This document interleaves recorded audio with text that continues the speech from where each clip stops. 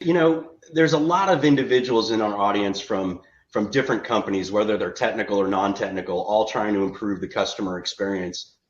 And another question came to mind that I would really love the both of you to just give me a quick answer. And it's going to be a challenge. Is it more important to provide the end customer a local language speaking individual or somebody who can solve their problem or give them the answer they need? So I can start, and this is a curveball, right? I'm throwing a curveball now. All right. Do you get them somebody who can speak the language and make a connection there, or they're like, hey, listen, I've got a problem, I need help, right? Yeah. So I will just speak from my empirical experience. Sure. Just a quick answer. What customers are looking for, right? What delights them, right, is the efficiency of the response, the effectiveness of problem solution, and then also leaving with a good experience. Yeah. So somebody speaking the right or speaking the same language obviously builds trust very quickly, but that is not sufficient. If that person is not able to solve your ultimate problem quickly, then it's all for naught, right? The investment that you made in that particular language. So to me, both soft skills, the passion that Jerry spoke about, as well as the technical skills, to me are slightly more important than the language. Folks are tolerant of somebody not being able to speak the language or having a different accent, etc., as long as they trust the person to have the chops to solve the issue. So I would lean, if I were to prioritize, I would lean towards both soft skills and passion in general and the technical skills over just having the pure language. I think pure language can be solved through other means as well, or can be supplemented through other means. Jerry, what about yourself? Well, I'm gonna actually answer that question from the perspective of the customer. We've all had instances in our own lives where we've called for support or assistance on something, and I've spoken to somebody who spoke beautiful, the Queen's English, and didn't know the first thing about what I was trying to solve for, versus somebody who I really had to struggle to understand, yet they were extremely competent in what they were telling me. And at the end of the day, I agree with Deepak. I would much rather have somebody who maybe we have to do some work in chat, maybe we have to do some work in Slack, writing answers back and forth, things like that, to make sure that there's clarity. But at the end of the day, if I'm calling for help, then I'm going to want the problem to be addressed. And I think that's then the approach that we take from a support organization perspective. Let's make sure we've got competence. We can solve the translation and the language issues if we need to. How do you organize training if you're hiring a diverse workforce, especially multi-language? Jerry, we'll start with you. Yeah. So on that, I think the way we addressed it historically was originally back in the day, everybody would come to corporate headquarters and get trained in kind of the corporate way of knowledge. COVID obviously broke that model, but what we've pivoted to, and what I've seen other companies do, is I still think there's some value in really trying to bring people maybe to a regional center like Deepak was talking about, maybe bring them to Bucharest, something like that. But even if not, then you can definitely do things through a couple of different mediums. One is obviously you assign a mentor for sure, definitely partner the person with somebody. Another thing that I think more and more companies are investing in is this whole idea of KCS, knowledge-centered support or knowledge-centered service, to really kind of pull knowledge out of that, the core part of it, the people who've been around the longest, and start to spread that knowledge across the organization more thoroughly. And I think KCS does a good job of kind of smoothing out some of those bumps around culture, language, things like that, and really get it into this idea of we're trying to kind of ramp everybody up more quickly. And again, when I talked about a few minutes ago, people's diverse backgrounds, their experiences, their work experiences, again, that's a way to kind of level that playing field a little bit amongst the support engineers, particularly the new ones. But I think it's about getting people together, getting them assigned, partnering, and then moving them as quickly as they can to competency. Great. Deepak, anything to add? Yeah, again, I think I agree with everything that Jerry said. Just a couple of points to add, right? So first of all, training, onboarding is very, very critical to the employee experience and to making them effective and getting them to productivity quickly, right? I think Francois wrote an article a few days ago where she talked about how much an attrition replacement cost, right? 63% of the first year salary, et cetera, right? So it's a huge investment that you're making. You want to make sure that you are doing it right. Yeah. So that having been said, again, I think there are probably, if you have a large customer base and it is spread across the world, you probably have a multi-language website where you've got potentially even product training available, right? But what support needs is to go beyond product training. They need to know how to troubleshoot a product. They need to know the internals of the product so that they can get to the root cause, etc. So there's a different flavor of training. So beyond what a company might offer in terms of training, you need to create, and what I found is that it's best practice to create your own, maybe a small training team to deliver on those principles, both the technical training and then also supplementing it with soft skills training. And if you have a good, yeah, so and if you have a large enough support center, etc., and a multilingual support center, what I found is most folks in the technical realm, both hardware and software, tend to be at least bilingual. In the technology world, except for a few countries, typically a lot of people have enough English to get by, right? Yeah. So build the core, the core learning curriculum in whatever's the most popular language, but then you can again use translation services, etc., to convert certain modules, etc. And then mentoring is definitely key to have to kind of grow the individual, and hopefully you've got multiple folks speaking the same language, and you can basically tune a mentor to a mentee in that fashion as well. Yeah, I think you guys both hit on the head that there's got to be a standard set of onboarding and training, throughout the organization, and then where there could be differences in other countries, or the way idioms, certain idiomatic expressions or whatnot need to be explored based on those cultural differences as well. So, Jerry, how do you track customer satisfaction and identify areas for improvement in a multilingual support environment? As you've seen it in your world, and now you're moving into this consultancy phase, what would you say to the audience about tracking customer satisfaction? So I think, look, if you're talking about tracking customer satisfaction, tracking customer sentiment, and you're working in a multilingual ecosystem, then whatever measures and metrics you're using need to account for the different cultures, different languages, and so forth. I don't think it makes any sense to try to score, your French-speaking team or your Spanish-speaking team or your Japanese-speaking team differently, or using different methods than you would English-speaking or any other language. I think you need to accommodate that into your ecosystem. I never found too much trouble in terms of having sort of one set of metrics, one set of guidelines, one set of principles of how we approach the sort of the delivering of good support and good services.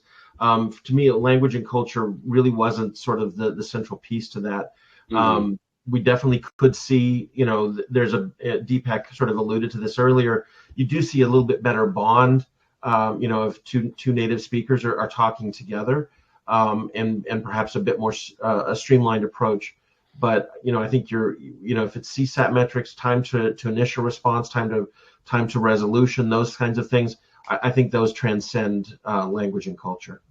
Yeah. Deepak, from a KPI perspective, what other key performance indicators do you use or have used to evaluate the success and impact of a global support operation? There is the time to resolution, time to respond, overall CSAT or NPS scores or whatever, but what else do you want to add to that?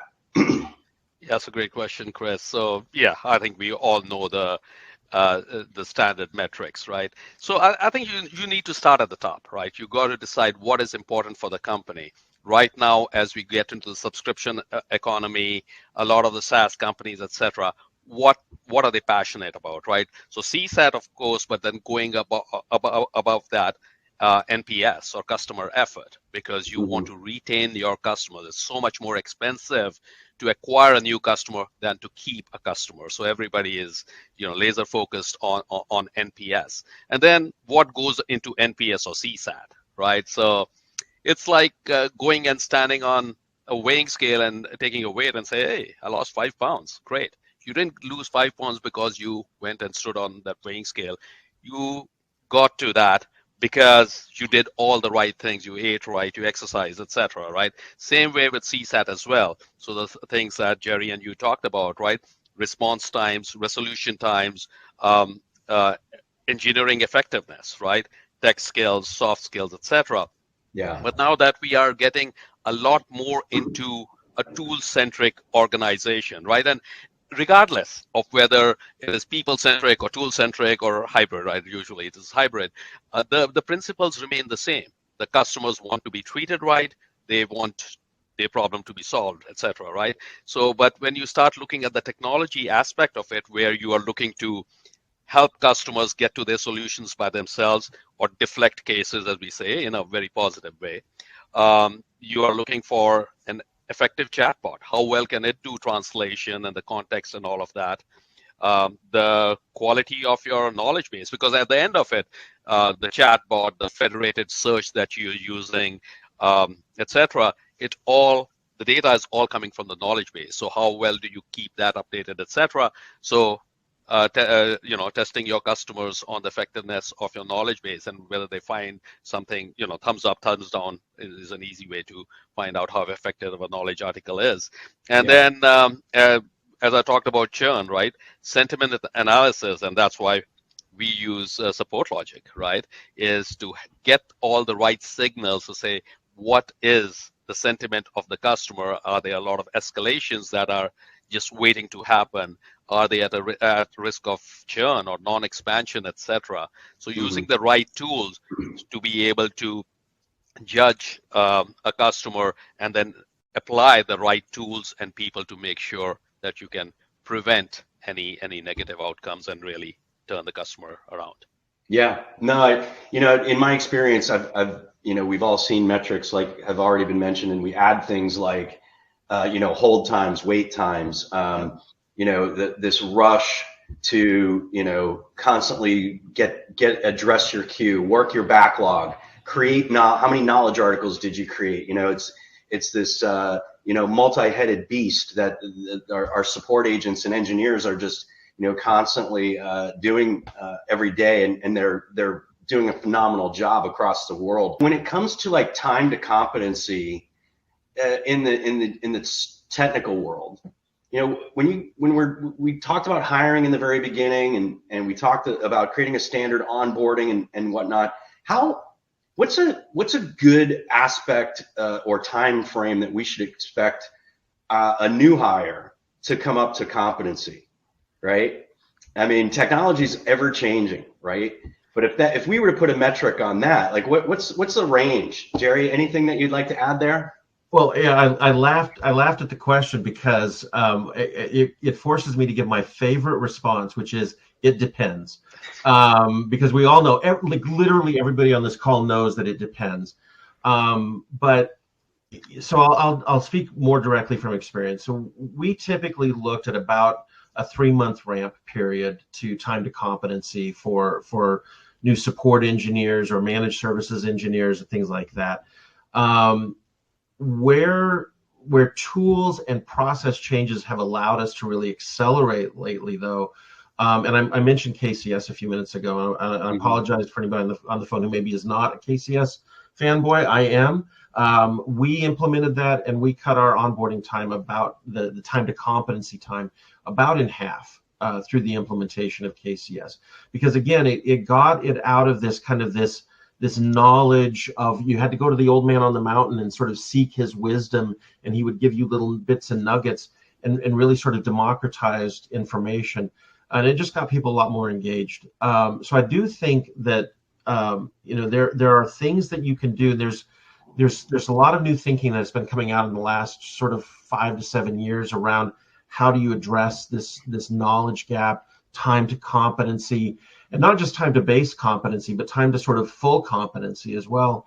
The promise that's been out there for years is starting to materialize, which I really like. So you apply some of these different methods, some of these different approaches to training and onboarding and mentoring, and you can really cut down that time to competency. So maybe it's not a strict time, but a percentage of, we cut ours about in half through the implementation of that methodology. Yeah. Deepak, anything that you'd like to add there as well? It depends. No, I'm Yeah. kidding. But, I think we can all agree. For sure. Absolutely. I mean, there's just so many variables. It's hard to predict that. But a couple of things that I would look at in terms of predicting is how mature is the market, or how mature is the product for the technology that you're using, right? Mm-hmm. Are you able to hire folks with experience in that domain, in which case you can hit the ground running and hopefully get them to productivity early? Or is the product mature enough that you can actually hire folks with less experience, more potential, but then given all of the tools, the KCS, the training that can be imparted both online and offline, get them to productivity early, right? Or quickly.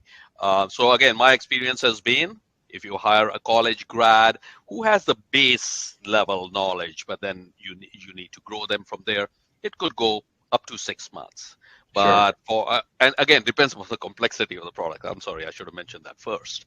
Sure. Right. So, but for some of the complex products that I've supported, it can go up to 6 months. People that you hire from the industry, etc., maybe 3 months. But that's what I would probably the range that I would work with. Yeah, the audience that we have is so vast and experienced in multiple industries, and we all have these challenges and business obstacles, numerous as they are, right? And when it comes to customer service and customer satisfaction and customer success and customer experience, and we got to tease this apart and kind of break this apart and help people understand that customer service is a skill that everyone has to have, and customer satisfaction is a result of every transaction that they engage with every employee, and customer success just isn't a team or a title, right? It's everybody's responsibility. It's a culture, and that customer experience is the sum total of every interaction that a customer does or has with your company. When it comes to the subject of continuous process improvement, where do we start? What's the starting gate, right? Is it yet another survey? Is it a platform tool? Is it a customer advisory board? Like, Deepak, let me start with you. When it comes to continuous process improvement, and by the way, I'm gonna just own this. I've worked in organizations where processes were never documented for years, and we're trying to improve. Like we didn't even understand what the process was, and we were trying to improve it, right? Yeah. But anyway, that's a little self-abating ownership there. Deepak, how about you? Where do you like to start when it comes to continuous process improvement? Yeah, so I was smiling even as you're saying it, because those were the exact thoughts that were running through my head. So obviously, right, what is the mission of the company? It is to serve our customers and partners be successful with the technology or the product that we are selling, right? Mm-hmm. So obviously we've got to listen to them. Product management, etc., would go out, do all of the market research, etc., and come back and say, let's build this product. But once you have built the features, support's main interest is how good is the quality of the product, right? Mm-hmm. Is it bug free? Does it work as designed, etc.? And secondly, going beyond that, how usable is the product? If the product works right per the documentation, but it's too hard to use and customers don't use it, guess what? That's what causes churn, right? Listening. Hold on, apologies for the interruption. Do you have an example of or something you've done in the past, like a process that you attacked in understanding the scope of everything customers have ever brought you, like what did you could you share an example with the audience? Sure. So I'll speak about my present company. Yeah. And there is a product that we have. We won't name it, but we get copious. It's this. I guess the goal of the product is fantastic. It is supposed to make our upgrades and installs very easy, Okay. but we require our customers to use a different technology than they have been using for all other products. And most of the administrators in those companies have actually built their core competency based on the old technology that they used to use, and now they have to pivot. So they don't have the skills, and they lean on us with a lot of support cases, a lot of how-to support cases, right? Not necessarily because they're bugs, but the other piece is when it comes to installs and upgrades, there are a lot of environmental factors involved. Is the environment set correctly, or do we have to change variables or configure things before we start that process, right? And there's a lot to consider there. Yeah. So that product, I think technologically is an amazing product from a usability perspective. We have very low adoption right now. A lot of people are continuing to use the old installer, right? So it's a little bit more. We want to change that. So we've got to make the product a lot easier. So yes, we did all of the things that you mentioned. Obviously, we look for survey feedbacks. We look for feedback from the field, whether they are technical account managers or field engineers or customer success folks or account folks that give us that feedback. And then yes, if you don't have user groups or customer advisory boards, and sometimes companies hesitate a little bit saying, hey, if we get these band of customers together, they'll just pile on to each other if one person has a complaint, etc. But let's remember, feedback is a gift. The reason people are getting together, reason people are giving you feedback, good or constructive, is because they care. Because if they didn't care, they'll just go away and use a different product. They want us to improve, and we've got to give them that respect and design or give feedback to engineering and work with the product to make that product a lot more usable. So that's exactly what we're doing. I think the product has been improving version over version. I'll be the first one to admit we are not there yet, but we are definitely taking the steps in the right direction. But then coming back to your original question, right? The other piece that you want to look at is what are your peers and competitors doing? Right? Have they got a different technology? Sometimes, I guess. Let me go ahead. Let me get it over to Jerry. That's a good answer. Sure, it sounds like it's a little bit more change management in your example than it is continuous process improvement, but it definitely it falls in line together, right? So Jerry, how about you? Where do you like to begin when it comes to continuous process improvement? Well, I love this question, and as Deepak was talking through it, I have 33 different answers I want to give, but I'm going to try to boil it down to 33 seconds instead. So a couple of things. I think it starts right at the hiring process, and I think some of the people who are going to give you your best feedback are people who are relatively new, right? Because they're coming in again with a different set of background and experiences. Sometimes when you focus on these questions, it's with your senior salespeople, your senior product managers, your senior developers. These are people that are so baked into the product, it's a little bit hard for them to kind of really abstract it away and say, what are our customers really doing, and how are they really thinking about this? But a couple of things specifically. One is, I banned the phrase, we do it this way because it's always been done this way. Like if anybody ever said that they would absolutely get challenged on that. So that really needs to be driven into the culture right from the beginning and very much at the ground level, right? Your support engineers, your customer success managers, your frontline sales teams, they're the ones talking to customers every day. I think the other thing that we got to be comfortable with is how do you take this unstructured, voluminous feedback that we're getting and turn it into topic areas for improvement, ways that we're going to change the product, ways that we're going to change our process. And there needs to be some comfort with, this feedback might not be easy to say that 60% this and 40% that.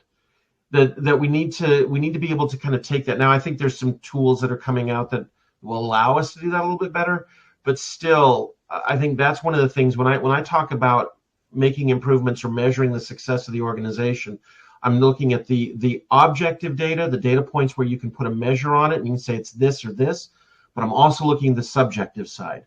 What are our customers telling us? What are they frustrated with? What are they happy about? The point about usability is fantastic. So I think that's a big part of it. I did one just last quick point. I always told every single person on their first day, you were hired for a reason. I hired you because I want to hear from you. I want to know what you're thinking. I want to know what your perspective is. I want your feedback. And I think that, sometimes I got great feedback, sometimes I didn't, but it really set the stage for everybody in my organization. You're here because I want you helping us do a better job. Right. And I don't care what level you are in the company, it doesn't matter. Yeah, I agree. And I'll repeat what I said a little bit earlier. Customer success is not one team. It's not one title. It's not one person's responsibility.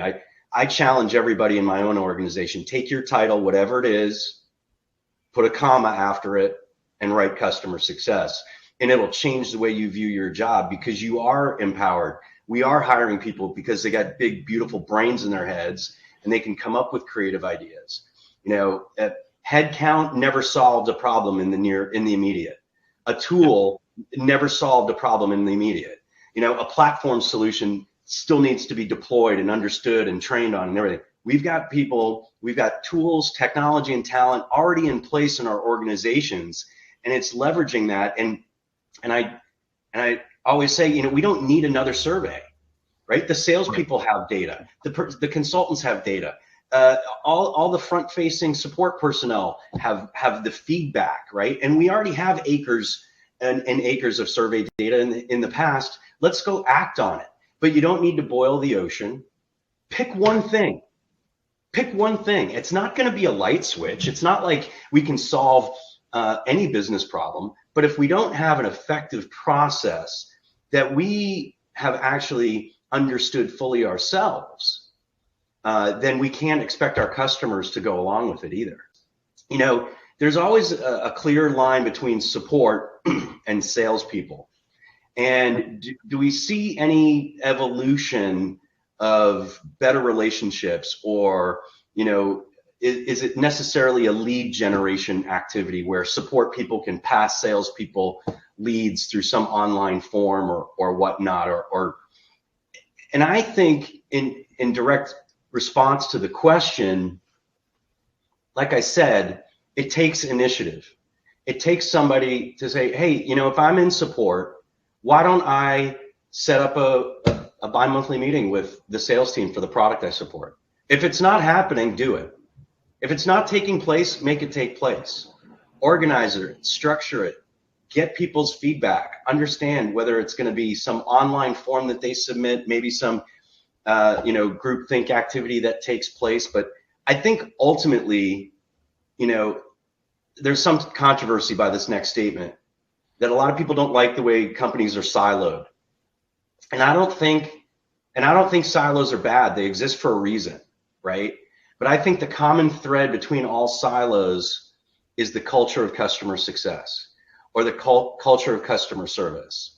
And that's what marbles or binds those silos together, is saying, okay, we have a customer success initiative on the billing experience, or we're going to have a customer success initiative around the web experience. So in response to this question, it's saying, before we try to improve the relationship between support and sales, do they have a good relationship of understanding what the sales experience is and what the support experience is first? There's a lot of perception out there that I think relationship internally can help kind of tease apart there. But, I'll start with you, Deepak. Evolving sales and support relationships. Have you seen it happen in your organizations, or where do you kind of see that happening in the future? Absolutely, right. And as I spoke, you've got to have a common goal, right? And customer churn is probably the one biggest fear for most companies, right? They want to hold on to their customers. And that forces all of the so-called silos to come together, whether it's sales engineers or professional services or customer success teams or customer support teams. They have to all work towards a common goal. And the meetings that you suggested, right, the interchange of ideas, etc., is great. But for example, one of the things that we're trying or doing at my company is we have all signed up as a joint goal to get customers off old out of support releases. We didn't used to bother about that earlier. Now it's becoming critical because we've got thousands of customers that are running on releases and they're running fine for them, but then they're missing out on the new features. They're missing out on adopting other new products that work only with the new releases, etc. So it's a benefit to the customers and it's a benefit to the company to have all the teams working in sync to get the customers off that. So we've got cross organizational effort going in there. So yeah, I think there has to be a couple of forcing functions, but the teams definitely I see coming together. And a little bit of it is the organization as well, right? So technical support can sit over on the sales side, or it can sit over on the engineering side, right? Because they touch everyone. So I think part of it is dictated by that as well. If you've got a chief customer officer and all of these silos sit under them, I think it forces the teams to work together a little bit more. Yeah. Jerry, if company comes to you in your consultancy and says the same thing, we've got this dichotomy between sales and support. How have you looked at that in your experience, and then where do you see it evolving? Yeah, and I think part of it is if you've got a problem there right now, it's the impetus for the change has to kind of come from the top, right? That what we've created these silos. We're hearing from our customers. If you have the sales team trying to change it, or if you have the support or services team trying to change it, I think you're going to struggle. So you need some sort of top down. Hey, we're gonna think about different ways of approaching this. I've seen the biggest successes I've seen around this have been sort of those mid-level teams, the managers and the directors starting to collaborate with each other and to work together in common concert on things.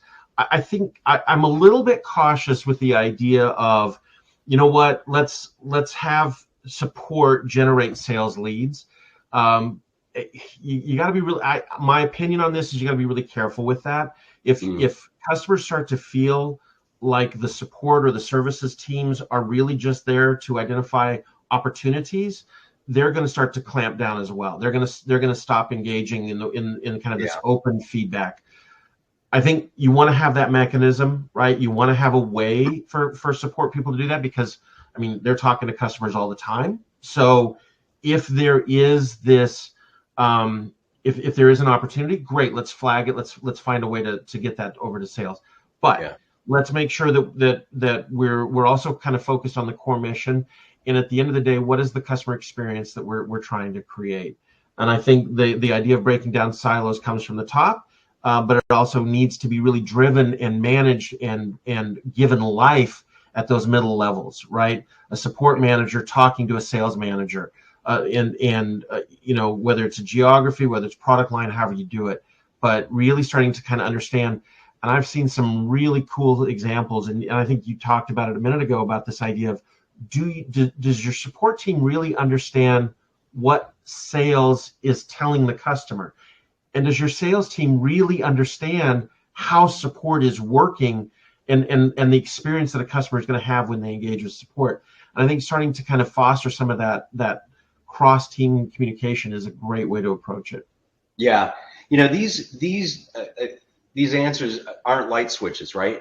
They're growing relationships between business units, between the human capital, and the other aspect is it's going to take some time. I think for the benefit of the audience, it's about creating a program or a project or initiative. It's not saying, hey, we need more sales and let's just bring these two teams together, or we need better support experiences, and let's make sales do this for, help them set expectations right up front, because then it just becomes rote, like you said, or even worse, we sound like an infomercial, when really all the customer needs is a support answer.